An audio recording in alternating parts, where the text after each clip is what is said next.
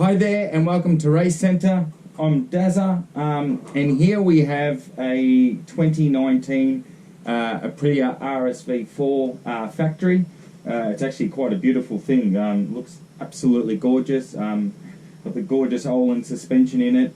The owner Steve has put an SC Project slip-on on it. It's pretty insanely loud, which is a story for another day.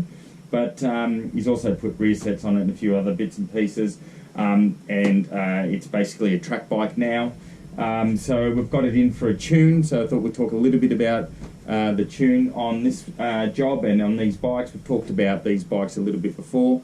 In terms of throttle maps, if you've watched some of our other videos about a lot of throttle maps in modern bikes, the throttle opening changes as the revs rise. So essentially there's a part of the ECU that is just, when we talk about throttle maps or power modes, that is changing the relationship between the twist grip here and the actual throttle opening and the throttle plate on the actual throttle bodies. So this bike has 3 power modes. It has sport, race and track, and despite what you may think, in stock format, sport is the most aggressive, not race and not track. Race and track, in terms of their throttle maps, are the same. There's only a bit of a difference in the engine braking, so how the throttles operate when you've got completely closed throttle. Yeah, like you'll see by some of our graphs that what we actually do is we log the twist grip and the actual throttle opening, so we're seeing exactly what they're doing. And you'll see in the sports mode, sort of below 60% twist grip, it's opening the actual throttles more, so it's actually more aggressive. And you might think, oh, the faster they open low down, the better. This has got an electronic throttle, a full ride-by-wire, so there's no cables at all. And a bit of the thing about that, there's no throttle slack, and maybe on some throttles the feeling isn't quite the same as a cable bike. And these bikes produce so much power, being an 1100. Being a track bike, you actually make a lot of lap time, believe it or not. It's not just the exit, and having bikes this powerful, a lot of people doing ride days and track days are making a lot of the lap time by just using the throttle in a straight line. But if you want to get properly fast, you have to make your lap time on the entry as well.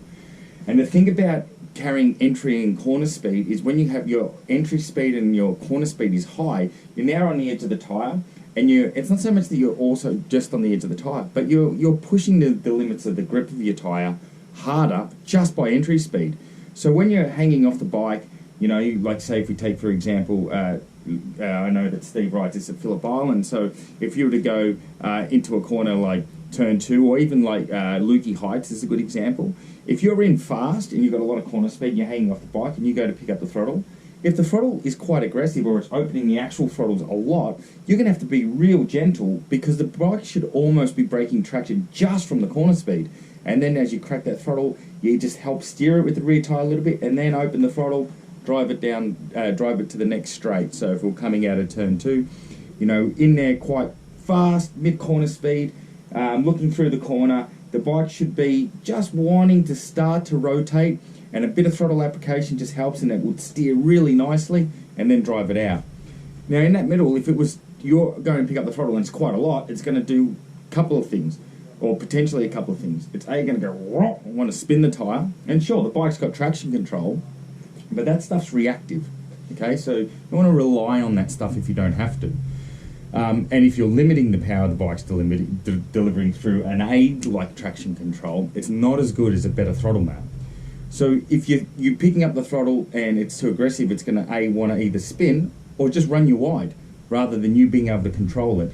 So that's actually why the race and track mode that comes standard are less aggressive than sport. Sport, it's more like, so they sell the bike and you ride it, and you might go for a test ride on it and go, oh wow, this thing's so powerful.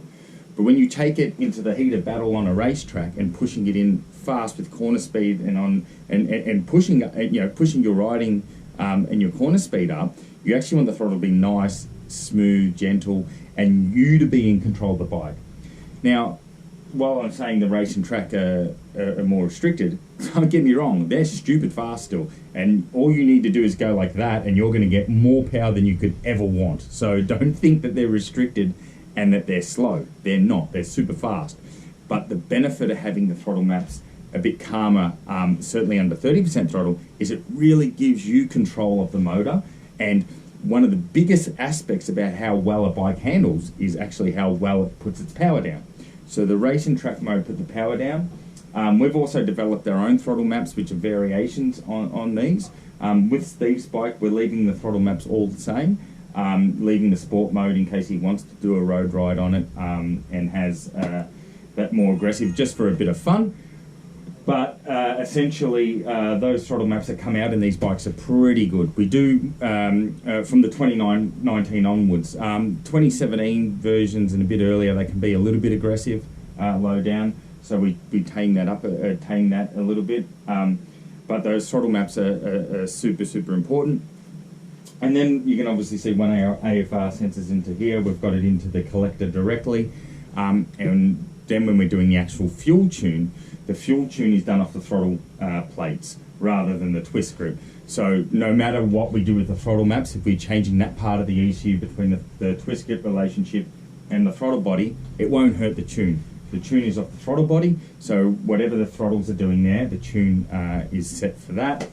Again, we spend a lot of time under 30% throttle and getting that throttle, getting the tune really nice in terms of AFR or our air-fuel ratio, so that the bike is smooth in that area. Because it's, you know, one of those things, doing a track day on something like this, you'll be able to get to a certain speed, like maybe a 45 at the island, or, you know, 47 or around that sort of time. I don't mean it to be facetious or whatever, but relatively easy. They've got so much power, you can actually just use that power in the straight, or when you're upright, or the lean angle's reduced, you can then just use so much power to gain lap time. But if you want to get proper fast and get these things into something like a sub 30, you're going to need to push corner speed, entry speed, and all that sort of stuff. And that's where smooth throttle application, as I discussed, is going to be super, super, super important. So we spend a lot of time there so the bike's predictable, smooth, and it actually getting the bike tuned properly and doing the throttle maps as we're discussing, where they're just a bit more intuitive and give you a bit more leeway lower down, equals a faster lap time, and it also makes them heaps easier to ride. And there's sometimes a bit of a misconception or a bit of a theory out there that a fast motorbike should be aggressive and want to tank slap and carry on and all that sort of stuff. That's not true. Like, the harder a bike is to ride, it's simply harder to ride. So the lap time will be a lot harder to generate. And in the hands of someone like a MotoGP rider or an ASBK top level rider, they might be able to do it, but all of us are going to struggle. So very important to make it easy to ride. And on that, we're also going to do a suspension setup, which we'll do a little video, another video about shortly. But yeah, so we spend a lot of time under that 30% throttle to make it really smooth, easy to ride. And that's where once you learn to trust the bike, carry the entry speed, and then pick up the throttle, you're going to make a lot of lap time on the exit once you've got really good connection with the throttle. So a tune's massively important, not just because there's an exhaust system or an exhaust modification, but the way they are standard, they're designed for road compliance and emissions compliance. When you go to a closed circuit, that you don't need to have that anymore, and by getting the bike tuned properly, it will make the throttle delivery a lot smoother.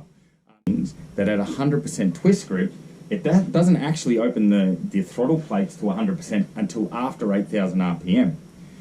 The reason that there's a couple of reasons they don't do that, and that's common on ride-by-wire bikes, is firstly, if at say 4,000 RPM, it opened the throttle plate all the way, it wouldn't make any more horsepower.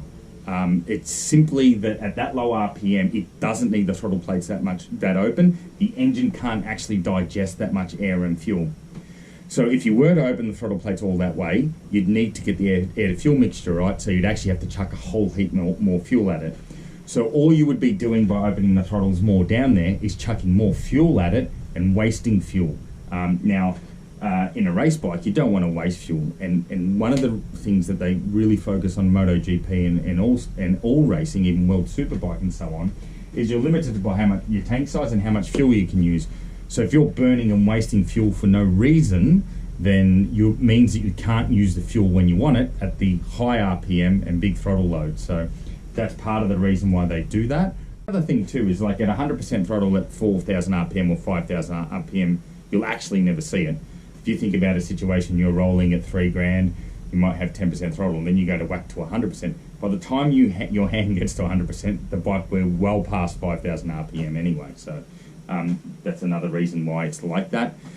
And then there's another little thing that you may see on the AFR graph at the bigger throttle loads is you'll see this spike, and you might think, oh, why haven't we tuned that out?